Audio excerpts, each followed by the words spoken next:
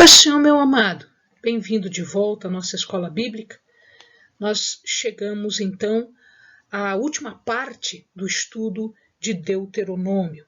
Então, pega a sua Bíblia, pega o seu caderno de estudos, ora o Senhor, pede a Ele discernimento, entendimento, conhecimento, sabedoria. Pede a Ele proteção, para que nós possamos desvendar dos seus mistérios.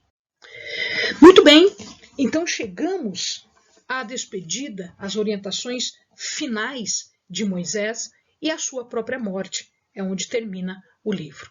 E aqui nós temos 6 tópicos especiais.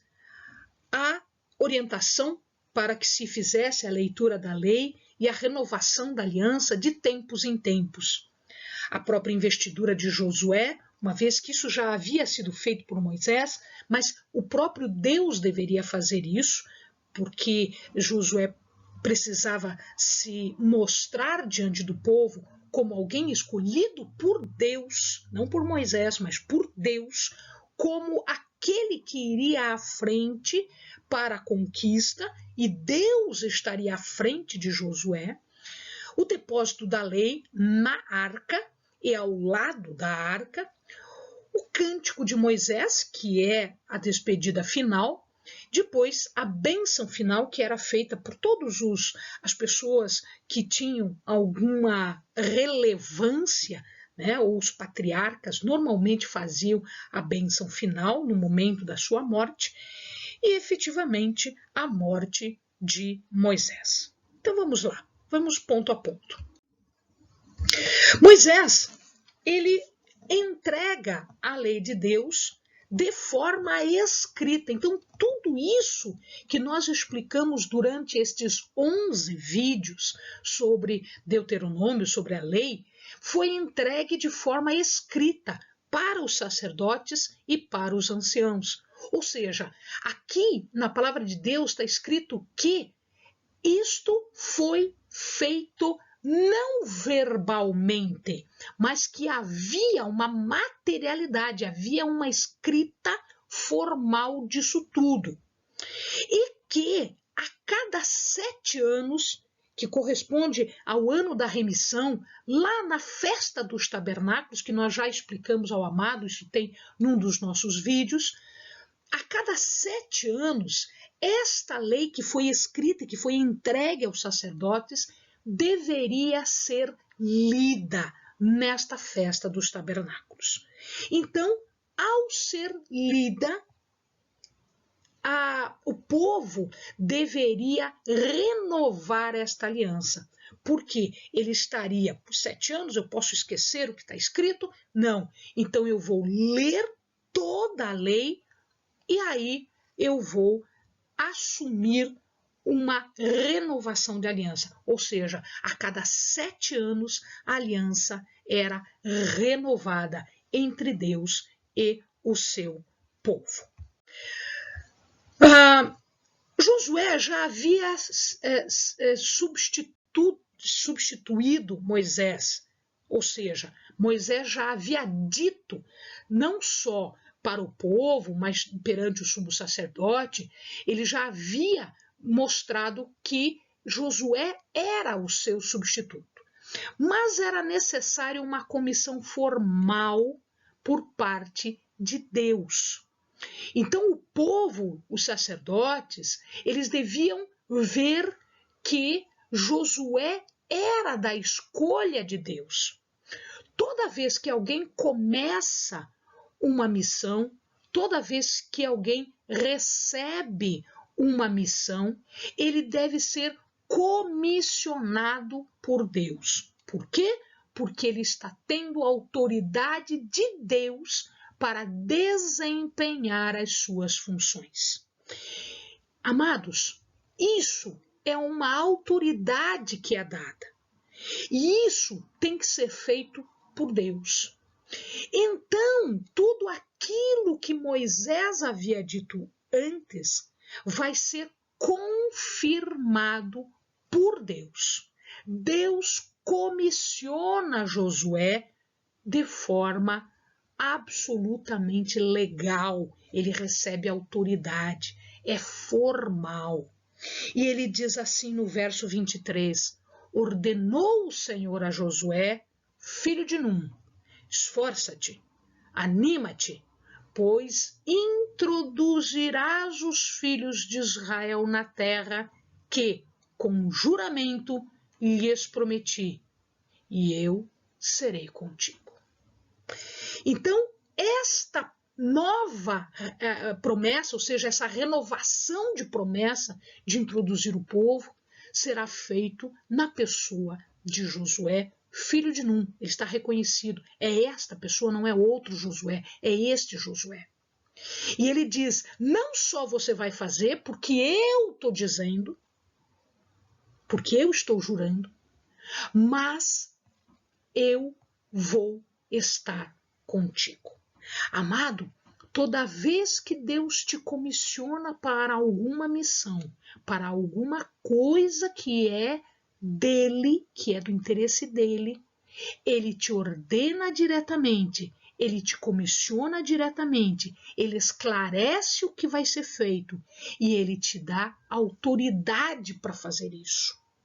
E mais, não só autoridade para fazer isso, mas ele se compromete pessoalmente de que ele vai estar contigo para fazer aquilo que ele comissionou fazer.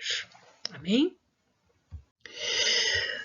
Ao mesmo tempo, ele vai dizer ao povo que coloque toda esta lei, aquilo que foi escrito, onde deveria estar isso que foi escrito. Não deve ser posto dentro da arca, porque dentro da arca estava o decálogo, estava aquela lei principal. Mas fora da arca, à vista de todo mundo, deveria estar esta lei que estava sendo entregue agora. Por que ela tinha que estar ao lado? Por que ela não podia estar dentro? Porque dentro eu não enxergo. Fora seria um testemunho constante, ou da bênção ou da maldição. Então, aquela regra era um testemunho contra o povo, em caso de rebeldia, em caso de desobediência. E tinha que ser colocado ao lado da arca, porque a arca era o local da presença de Deus. Então ele estaria ali, à vista de todo mundo. Moisés, então, agora começa um cântico. Ele começa a colocar em palavras, em colocar em forma poética tudo aquilo que ele estava dizendo até aqui. Ele faz um resumo de todo o Deuteronômio. E ele inicia como um apelo para que as pessoas ouvissem a acusação de uma rebeldia e de uma desobediência. Quem era testemunha? Não eram homens, não eram mortais, não. Ele conclama os céus, ele conclama agora a terra para ser testemunha do que estava sendo dito. E aí é feita uma acusação na forma de perguntas. Isto era típico de uma acusação quando um pacto era quebrado. Normalmente, diante do soberano e diante daquele que foi rebelde, daquele que quebrou o pacto, havia uma acusação. Seria feita uma acusação. Então Moisés agora está fazendo essa acusação porque algum tempo mais tarde isso iria acontecer efetivamente. Então ele faz uma acusação em forma de perguntas, porque isso era típico de quebra de pacto naquela época. A ingratidão do povo, a rebeldia do povo é destacada, apesar de que Deus tinha feito de tudo. Olha lá, no verso 4, ele é a rocha cuja obra é perfeita e todos os seus caminhos são justiça. Deus é a verdade e não há nele injustiça. Ele é justo e reto. Mas as pessoas se corrompem, as pessoas foram ingratas, as pessoas foram rebeldes. Então, há agora uma declaração de culpa e o julgamento é feito. Ao final, o acusado, ou seja, o povo de Deus, que seria rebelde, ele é advertido: ou você muda o seu comportamento, ou o que vai acontecer é que você será julgado, condenado, e aí vai acontecer, toda a maldição será colocada sobre você. Veja que Deus fala ali no verso 39 do capítulo 32. Vede agora que eu sou, eu somente, e não há outro Deus além de mim.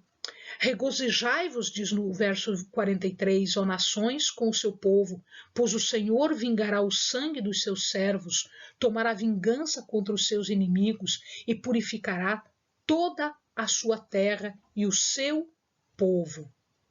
Aplicai o vosso coração a todas as palavras que hoje vos proclamo, diz o verso 46, para que tenham cuidado de cumprir toda a palavra desta lei.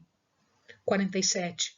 Então, ela não é para vós uma palavra vã, antes é a vossa vida. Cumprindo-a, prolongareis os dias da terra, que passado o Jordão, ides a possuir. Ou seja, veja que se o povo mudar o seu coração, se o povo mudar o comportamento, Deus está pronto para abençoar e abençoar muito mais. Mas se não mudar, então a maldição será aplicada e não será revertida. Moisés agora sobe o Monte Nebo. O Monte Nebo ficava de frente para a terra prometida, mas ainda no terreno, na terra de Moabe. Então ele estava ainda antes, porque ele não tinha recebido permissão para entrar na terra. Mas Deus permite que ele veja a terra. Então ele sobe o Monte Nebo e avista toda a terra prometida. Depois que ele descreve toda a majestade de Deus, ele começa a proferir as bênçãos para cada uma das tribos, como era de se esperar de um patriarca, como era de se esperar de uma pessoa que teve uma vida bastante importante e influente sobre as pessoas. E ele diz assim: bem-aventurado és tu, ó Israel. Quem é como tu, povo salvo pelo Senhor?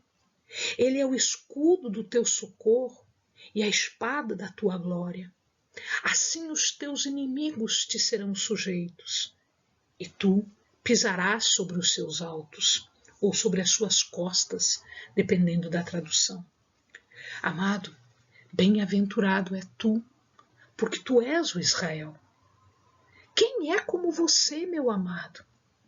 Quem é como nós, povo salvo pelo Senhor, que recebeu a visita do próprio Filho de Deus, Jesus, para nos salvar no Calvário da cruz?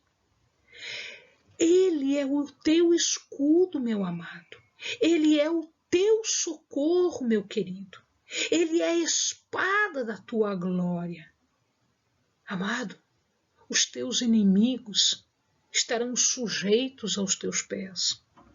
Os teus inimigos serão pisados pelos teus pés, porque tu é o Israel celeste. Tu é o povo salvo, o povo santo do Senhor. E aí, depois de olhar essa imagem, meu querido, é o que Moisés viu. Tudo que você está vendo aí é a terra prometida. Ele não entrou, os seus pés não pisaram. Mas esta terra foi pisada pelo povo de Deus, pelo Israel que foi salvo do Egito, que foi salvo do deserto e que entrou nessa terra como dominador. Esta terra foi o que Moisés viu. Ele morre com 120 anos de idade. O povo chora por ele por 30 dias, que era o luto daquela época, e o enterra. Nós não sabemos onde ele foi enterrado, que era para não virar um ponto de peregrinação e adoração que iria afrontar a santidade de Deus. Ele foi o maior profeta de Israel. Ele teve um grau de intimidade com Deus que nunca mais foi visto até a chegada de Jesus Cristo. Ele falava com Deus face a face. Ele viu o Senhor pelas costas quando Deus passou, mas ele viu o Senhor. Nunca houve um profeta, governante, juiz e sacerdote como Moisés. Até a vinda de Samuel, Samuel também foi assim. Mas depois teve um que veio e suplantou Moisés e suplantou Samuel. Este é Jesus Cristo, Filho de Deus, nosso Senhor e nosso Salvador. Amém, amados. Bons estudos.